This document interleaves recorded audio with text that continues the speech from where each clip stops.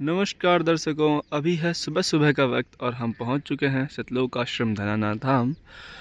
संत रामपाल जी महाराज जी की पावन जन्मभूमि पर बना ये आश्रम करीब 70 से 80 एकड़ में फैला हुआ है, जिसमें लोगों के रहने, खाने और अन्य ज़रूरी चीज़ों की व्यवस्था दी गई है।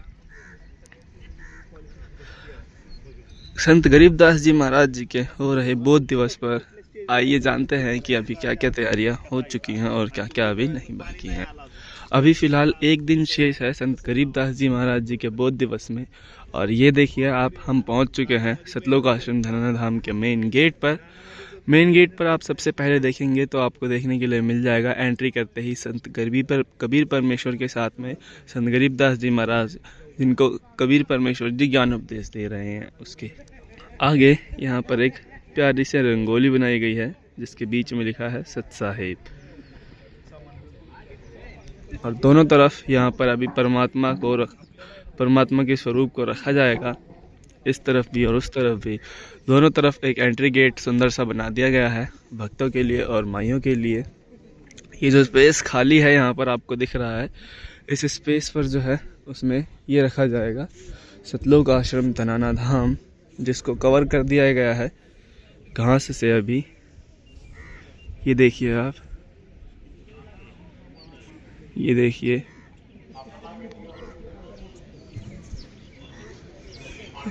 इसको अच्छे से कवर कर दिया गया है। और अभी देखिए आप, सूरज उगने को हो रहा है।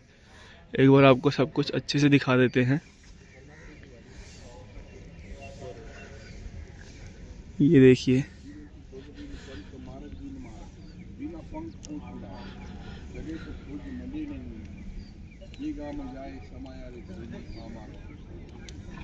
चलिए अब अंदर चलते हैं और आपको दिखाते हैं कि फ़िलहाल क्या क्या तैयारियां हो रही हैं और क्या क्या तैयारियां हो चुकी हैं और अभी कितनी तैयारियां बाकी हैं। तो ये है जूता घर, जहां पर जितने भी श्रद्धालुजन आएंगे उनके चप्पल जूते जमा करवाए जाएंगे और यहाँ से लिए जाएंगे। सामने ही आप देखेंगे कि परमात्मा के आपको स्वरूप देखने के लिए मिल जाएंगे, जो कि आशीर्वाद दे रहे हैं। बिल्कुल अभी सुबह सुबह का समय है, तो आपको देखने के लिए मिल रहा होगा। यहाँ पर थोड़ी थोड़ी ओस भी है, जिसका थोड़ा बहुत प्रभाव तो है। ठंड में थोड़ा इजाफा है। ये कुछ इस प्रकार की अभी तक तैयारियां हो चुकी हैं।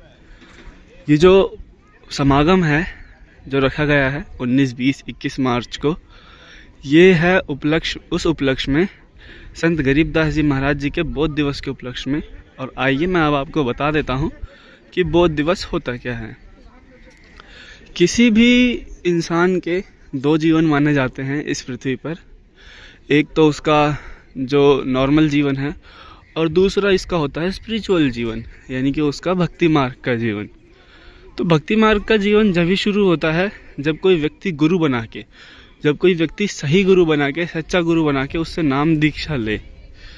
तो जैसे कि मैंने आज, या फिर मैं जैसे 20 साल का हूँ और मैंने अगर 10 वर्ष की उम्र में सदगुरु जी से नाम उपदेश ले लिया, तो मेरी अब उम्र 10 साल हुई, यानी कि मैं सिर्फ 10 साल का हूँ अपने भक्ति वाले जीवन में। इसी प्रकार से बोध दिवस उस दिन मनाया जाता है जिस दिन आपको नाम दीक्षा मिली होती है। तो संत गरीबदास जी महाराज जी का बोध दिवस है इस वर्ष 19-21 मार्च को, जिसके उपलक्ष्य में ये 3 दिवसीय भंडारा रखा गया है। ये भंडारा सिर्फ सतलोक आश्रम धनाना धाम में ही नहीं, भारत के 11 बड़े बड़े आश्रमों में रखा गया है, जैसे कि सतलोक आश्रम धुरी पंजाब, सतलोक आश्रम कुरुक्षेत्र हरियाणा, सतलोक आश्रम दिल्ली मुंडका, सतलोक आश्रम शामली उत्तर प्रदेश, सतलोक आश्रम पंजाब खमाणों। ऐसे ही पूरे हमारे बड़े बड़े 11 आश्रम हैं। उनमें से एक है ये सतलोक आश्रम धनाना धाम, जहाँ पर अभी मैं हूँ फ़िलहाल। और आप ये देखेंगे कि कितना प्यारा नज़ारा है यहाँ पर। ये रात को तैयार करा गया है, ये पूरा ग्रास पे। ये देखिए कितना बड़े में बहुत अच्छा सुंदर व्यू है, जो ये फ़ोटो खींचने के लिए या फिर इंटरव्यू लेने के लिए इस चीज़ को रेडी करा गया है।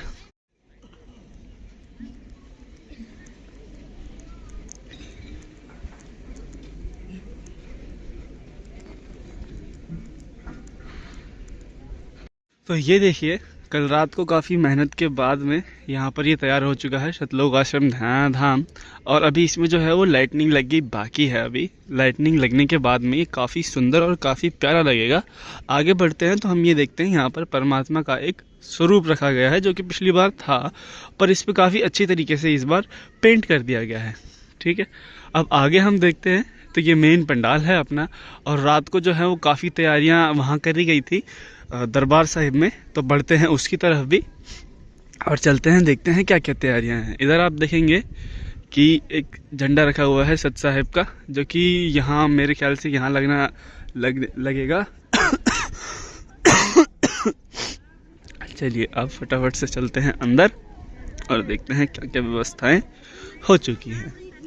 अभी आप देखेंगे कि यहाँ पर जो ये रास्ता है जो कि मेन वहाँ तक जाता है सतगुरु जी के दरबार साहिब तक, उसको काफ़ी बेहतरीन तरीके से सजाया गया है। अभी देखते हैं क्या सजावटें हुई हैं यहाँ पर। ये देखेंगे तो ये तो अभी फ़िलहाल के लिए निकाल दिया गया है। यहाँ से सजावट, एक्चुअल सजावट शुरू है। ये देखिए, जो साइड रेल्स हैं, जितनी भी बाउंड्रीज, उनको इस चीज़ से कवर करा गया है। कोशिश यही रहती है कि इनको ऐसी कवर करा जाए ताकि किसी का भी ध्यान जो है वो रस्सियों पर ना जाए। अभी यहाँ पर आपको ये सब देखने के लिए मिल रहा होगा, तो ये सब की कोई इन सब को भी अच्छे से कवर किया जाएगा। अभी ये प्रॉपर कंप्लीट नहीं हुआ है, रात भर सेवा चली है फिर भी, पर कोशिश यही रहती है कि इन सबको इतने अच्छे से कवर करा जाए ताकि इनमें रस्सियाँ दिखे ही ना, किसी का भी ध्यान इन पे जाए ही ना। फिर बीच में ये गमले रखने शुरू कर दिए, ये गमले रखे गए हैं यहाँ पर। और आपको ये देखने के लिए मिलेगा यहाँ पर ये पंखा, इतना बड़ा सा पंखा देखने के लिए मिलेगा। आश्रम में तकरीबन ऐसे 10 से 15 पंखे जो हैं वो लगाए गए हैं, और फिर भी ये कम ही पड़ गए। इतने बड़े बड़े पंखे 10 से 15 लगाए गए, फिर भी ये कम ही पड़ गए हैं अभी। और एक बार आगे चल के देख लेते हैं कि क्या क्या हुआ है। ये आप देखेंगे, इधर फ्लावर्स लगाए गए हैं। अभी जो है सभी भक्तों के उठने का समय हो गया है, तो धीरे धीरे सारी संगत उठेगी अभी, उसके बाद जाएगी भंडारे में।